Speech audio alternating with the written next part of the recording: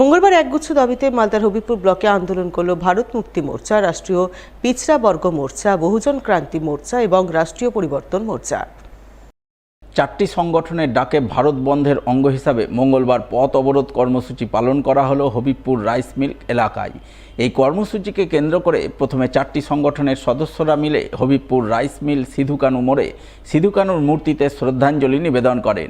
এরপর তারা একগুচ্ছ দাবিতে মালদা নালাগোলা রাজ্য সড়ক অবরোধ করে বিক্ষোভ দেখান।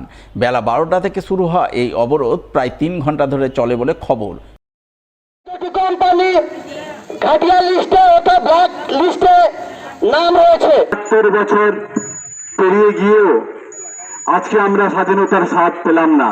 যে এখানকার মূল্যবাসীদের সমস্ত রকমের যে অধিকার, সমস্ত রকমের অধিকার থেকে বঞ্চিত করা হচ্ছে। এদিনের এই আন্দোলনের নেতৃত্ব দেন বহুজন মুক্তি পার্টির রাজ্য কার্যকরী সভাপতি বাবুরাম কিস্কু, রাজ্য সাধারণ সম্পাদক মনাতন হেমব্রম সহ অন্যান্যরা। তারা এদিন যে সমস্ত দাবিতে বিক্ষোভ দেখান তার মধ্যে ইভিএম বাতিল করে ব্যালটে ভোটদান প্রক্রিয়া চালু করা, জাতিভিত্তিক জনগণনা করা, আদিবাসীদের জল, জমিন ও জঙ্গলের অধিকারের উপর সরকারি হস্তক্ষেপ বন্ধ করা ইত্যাদি ছিল অন্যতম। ইভিএমকে হটাতে হবে, ব্যালট পেপারে নির্বাচন করাতে হবে, পঞ্চায়েত নির্বাচন থেকে শুরু করে লোকসভা, বিধানসভা যতগুলো নির্বাচন আছে সমস্ত ব্যালট পেপারে করাতে হবে। যেভাবে 5 বছর ধরে জাতিভিত্তিক জনগণনাকে টেনে নিয়ে যাওয়ার একটা শিডিউল প্রকাশ করেছে, তাতে আমাদের মনে হয় না যে জাতিভিত্তিক জনগণনা আদৌ হবে। তো তাই আমাদের দাবি অবিলম্বে জাতিভিত্তিক জনগণনা করাতে হবে এবং মোর দেন 2 ইয়ার্সের মধ্যে সেটাকে কমপ্লিট করে এই আপডেট ডাটা অনুযায়ী দেশের সম্পদ বন্টন ব্যবস্থা থেকে শুরু করে প্রত্যেকটি গণতান্ত্রিক সংস্থায় যার যত সংখ্যা তার তত ভাগিদারি সুনিশ্চিত করতে হবে এই আপডেট জাতিভিত্তিক জনগণনার উপর বেস করে। এই সমস্ত মুদ্রা ছাড়াও আমাদের যেটা আদিবাসীদের বীরভূমের জল, জঙ্গল, জমিনের উপর সরকার, পশ্চিমবঙ্গ সরকার যেভাবে হস্তক্ষেপ করছে এবং সেই সমস্ত জায়গার আদিবাসীদের বিস্থাপন এবং সেখান থেকে তাড়িয়ে যাওয়ার যে পরিকল্পনা করছে, এটাকে আমরা সম্পূর্ণ বিরোধিতা জানাই। পিএইচি পানীয় জলের দাবিতে গ্রামের রাস্তার জলের পাত্র রেখে বিক্ষোভ দেখালেন মালদার হরিশ্চন্দ্রপুর 1 নম্বর ব্লকের মহেন্দ্রপুর গ্রাম পঞ্চায়েতের আলিপুর গ্রামের বাসিন্দারা। দিতেই হবে।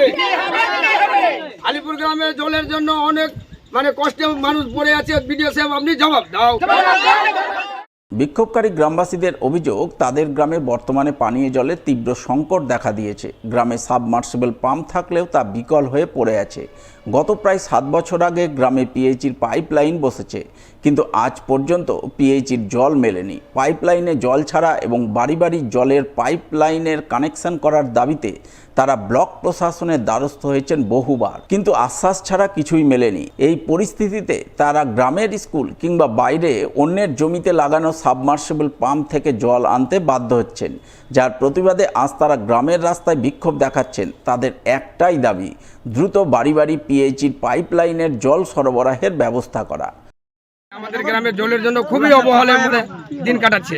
5-7 বছর হয়ে গেল আমরা কিন্তু আলিপুর গ্রামে জল পাচ্ছি না। গ্রামে পাইপ বসানো হয়েছে, 5-7 বছর হয়ে গেল পাইপ বসানো, তার সত্ত্বেও আমরা গ্রামে কিন্তু 1 ফোঁটা জল পাইনি এখনো।